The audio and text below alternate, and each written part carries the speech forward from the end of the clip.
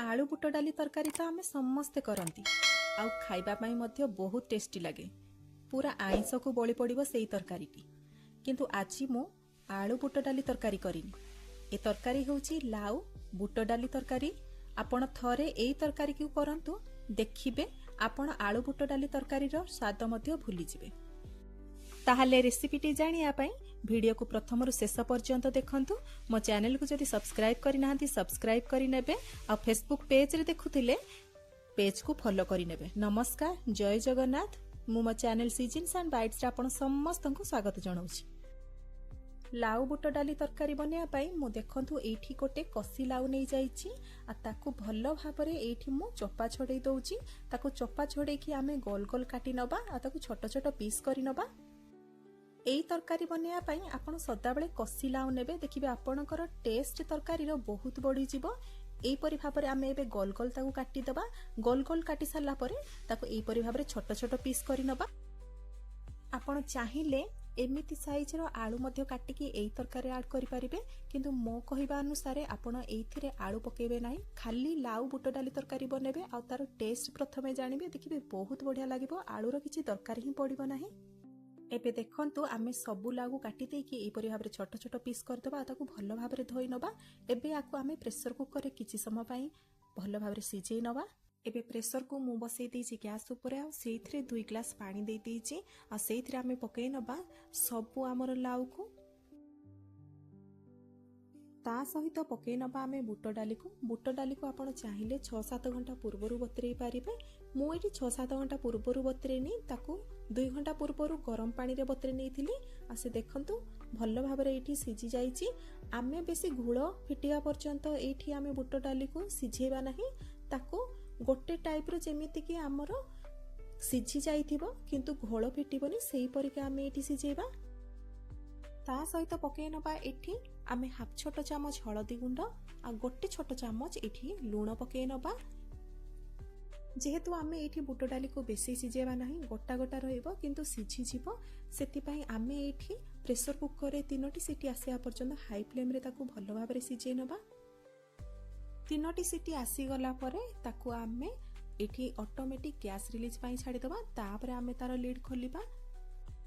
बुट डाली सिझिया भितरे चालंतु तार मसला मध्ये प्रस्तुत करि नबा। देखंतु एठी मो गैस को कड़े ऊपर बसई नेछि आ 2टी बड़ चामच तेल सेइथिरे मु पकेई नेछि। रिफाइन तेल मु एठी नेछि आ गोटे छोट चामच एठी मु जीरा फुटे नेछि।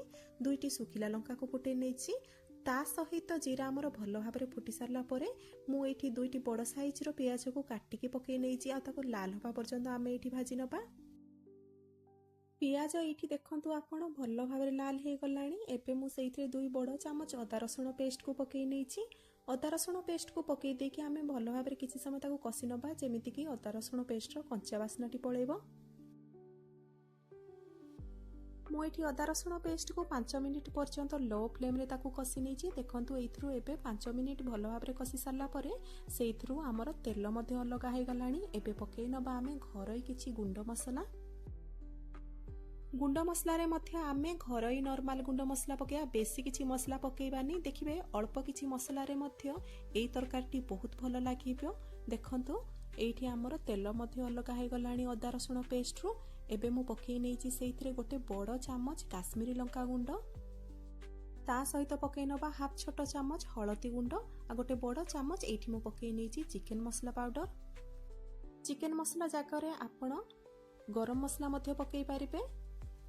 एबे एथिरे ऐड कर देछि मु अल्प किछि गरम पानी। गरम पानी रे मु एठी पाखा पाखी हाफ ग्लास रु अधा मध्य गरम पानी ऐड करिछि आ एई सब जिंस को भलो भाबरे कसी नेछि।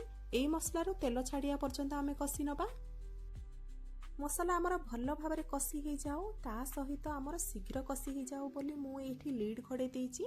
ता सहित एठी आपण देखि पारिबे जे हमर बुट डाली मध्ये भलो भाबरे सिझी सारलाणी आ सेइथिरो गैस मध्ये रिलीज हे गलाणी। मु एठी लीड खोली के आपण को देखौछि। देखंतु बुट डाली सिझी जाईछि किंतु गोटा गोटा हे की रहिछि, माने घोळ किछि फिटिनी।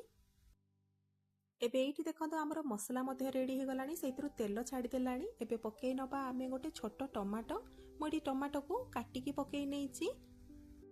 टमाटो को पकई देकी आमे सेइथिरे पकई नबा स्वाद अनुसार लुण। आपण ध्यान रखिबे बुट डाली आ लाउ सिझेला बेले आमे लुण पकईथिले सेतिपई एठी आमे कम लुण पकेइबा। लुण पकई देकी आमे भल भाबरे ताकू मिक्स करिदबा आ ताकू पुणी थरे ढांकुणी घोड़े दबा जहा फଳରେ कि हमर टमाटो शीघ्र सिझी जिवो।